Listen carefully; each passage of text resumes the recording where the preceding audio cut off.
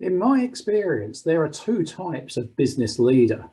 There are those that are driven by the hard facts, the numbers that really drive their business. And there are those that are driven by the softer skills and the passion for doing something exceptional, for instance, for delivering exceptional customer service.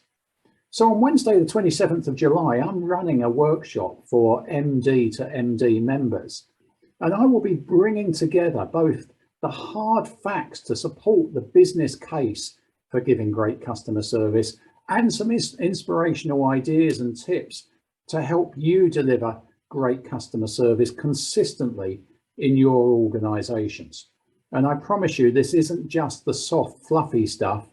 I will not be giving anything to you that I don't feel is fully justified by the hard business case. I look forward to seeing you on Wednesday, the 27th of July.